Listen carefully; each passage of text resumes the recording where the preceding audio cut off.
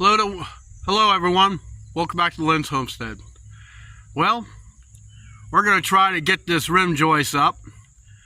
Kind of wish I had help, but got to do with what you have. Got my off-road jack on one side and pretty much nothing on the other side. I got all the floor joists fixed, so I'm going to try to finagle this board up in there. I'm not too sure how well it's going to work, but we're going to give it a try.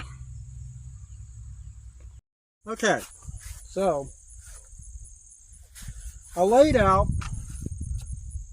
where the studs are by the marking of an X.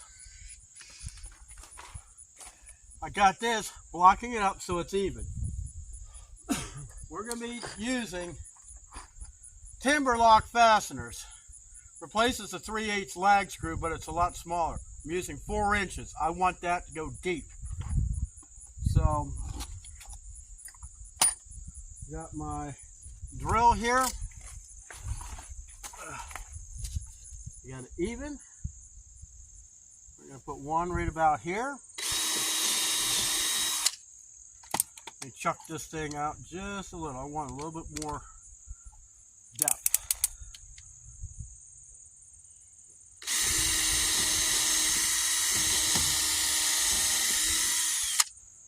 One up here. And we're going to put one at a slight angle here.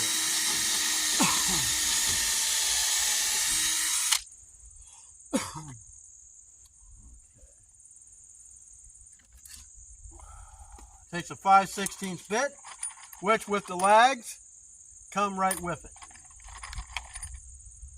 There's what we're using.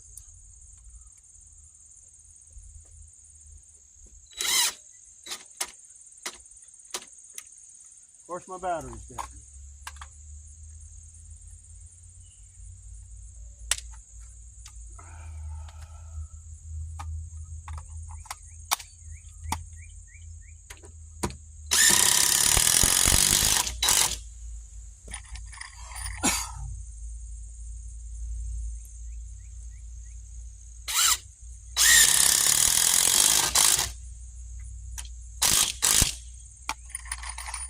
I want to make sure this does never fall apart.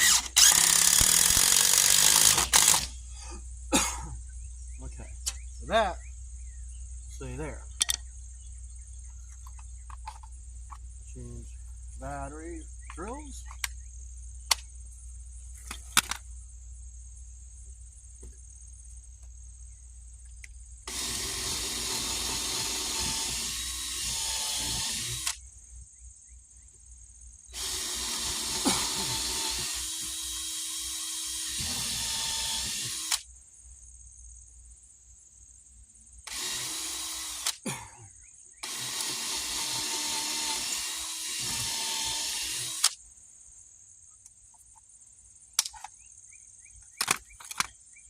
To go and get another battery.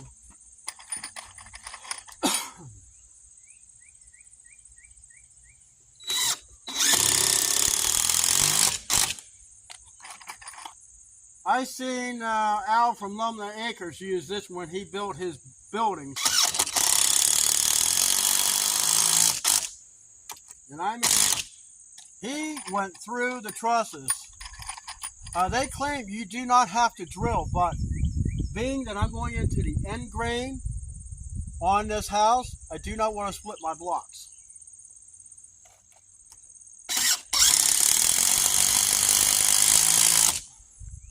Okay, so while we have sitting here in this area, I want to put my 2.5 or my 2.5 inch lag through here like it was.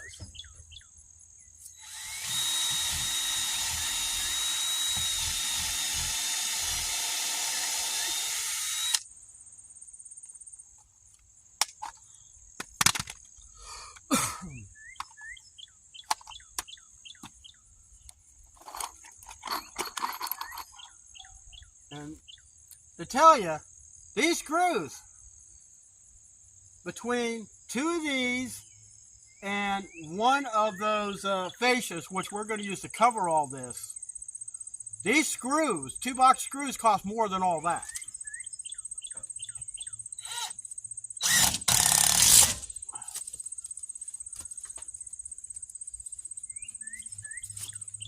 And that's how that's supposed to go, like that. All right, so let me go get another battery here, and when we come back, I should have most of this screwed.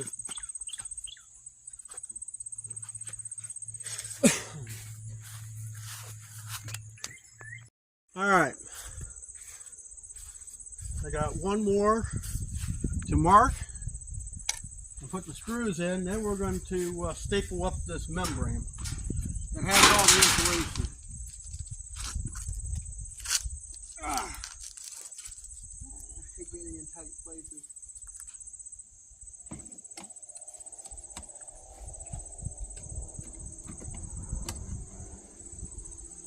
What I do is put my square in here.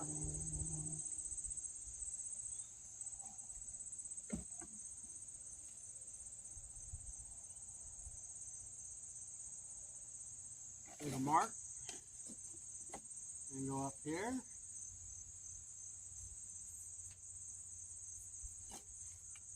Alright. The last of the screws to hold this 10-foot board up. It almost made it to this other joist, but you know, can't have everything. Okay, line it up.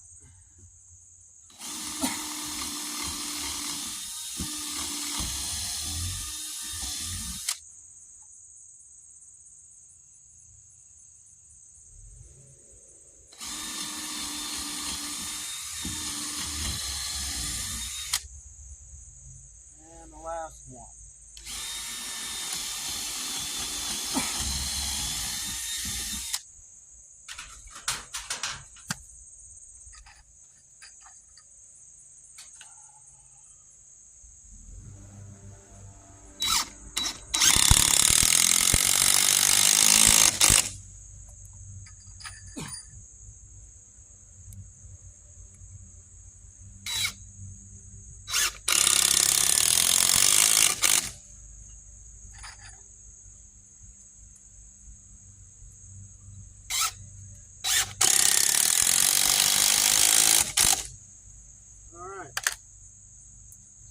One rim joist installed.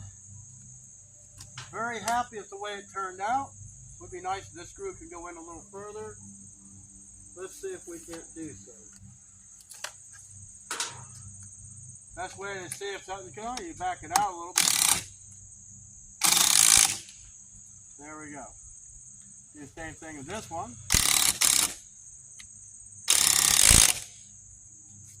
That'll work. Now we got to staple this thing up.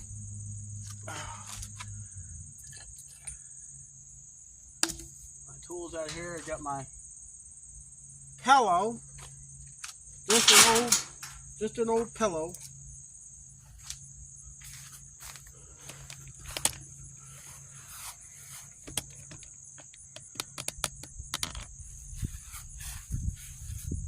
Most people would sit on a cushion. I prefer a pillow.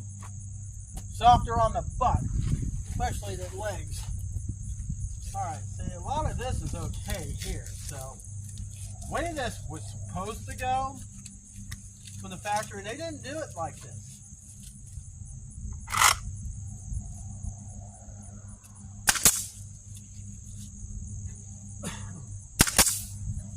Well, I went through. Let's see. Now, double it. Alright, I'm going to have to turn my air compressor air down a little bit because I'm going all the way through. There you have it. 10 foot fixed. Now, back there behind that metal, there's another piece I'm going to have to work on. But for right now, I think it's good enough. Because I don't want to really flex this piece of metal much more. Now I might depending on my luck up this way, I would love to get that fascia on there. But I might even have it, because it's 10 foot to there. If I can go 2 feet up this way, which I think I might be able to, feel up in here.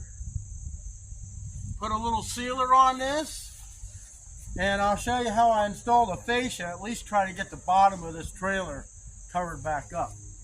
So for now, I'm just going to lay the tarp down, try to keep any water from splashing. I just didn't want no more insulation getting wet, even though I don't think that would ever happen. But at least to get this far done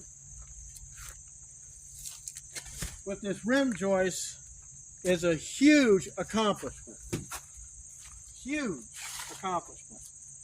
Because you've seen how it was if you've been following my channel. It's been an absolute nightmare.